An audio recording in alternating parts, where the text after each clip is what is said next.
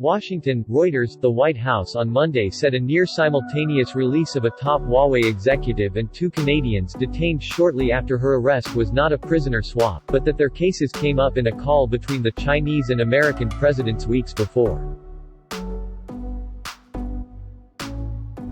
On Friday, Huawei Chief Financial Officer Meng flew home to China from Canada after reaching an agreement with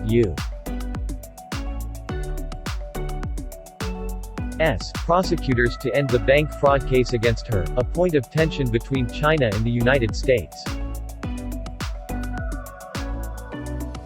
Within hours of the news of the deal, the two Canadians who were arrested shortly after Meng was taken into custody were released from Chinese jails and were on their way back to Canada. Beijing had denied that their arrests were linked. When asked if the White House was involved in brokering a prisoner swap, White House Press Secretary Jen Psaki rejected the premise. The deferred prosecution agreement with Meng was an action by the Department of Justice, which is an independent Department of Justice. This is a law enforcement matter, she said, adding, there is no link, but Psaki also confirmed that in a call on Sept. 9, 2 weeks before the announcements, China's leader Xi Jinping brought up Meng's case in U.S. President Joe Biden pressed for the release of the two Canadians, businessman Michael Spavor and former diplomat Michael Kovrig, who had been held in China for more than 1,000 days. These two leaders raised the cases of these individuals but there was no negotiation about it, Psaki said.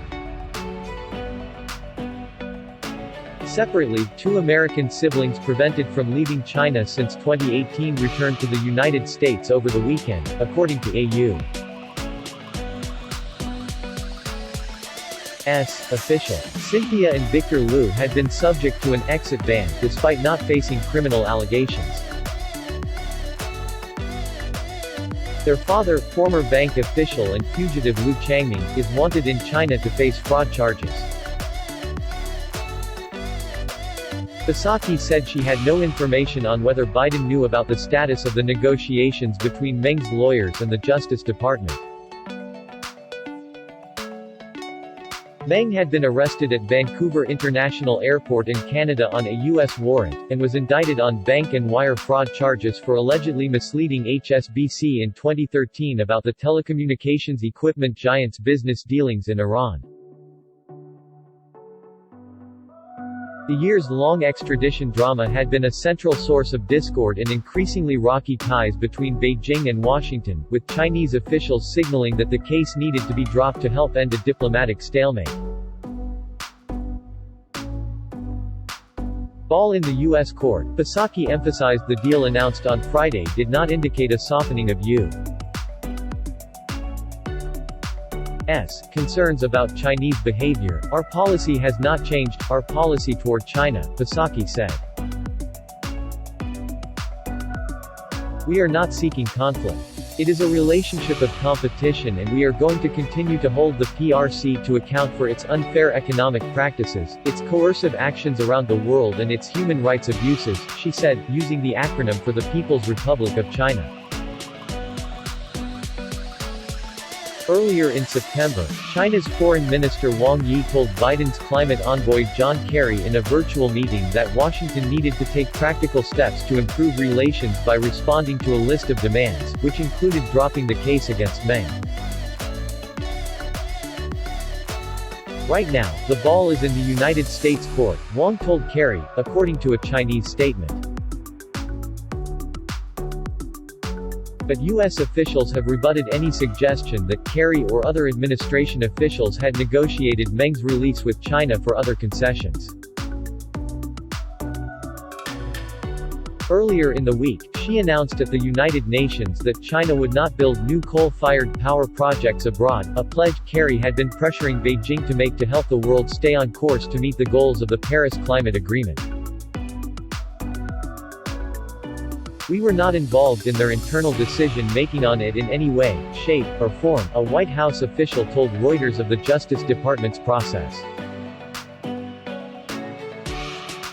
The movement on coal, number 1, is, frankly, China acting in its own interest, the official said. I think they realized that they weren't going to get anything for it. They weren't going to be able to use it as leverage. Meng arrived to a hero's welcomed in China, and official media there suggested that her release could be a chance to reboot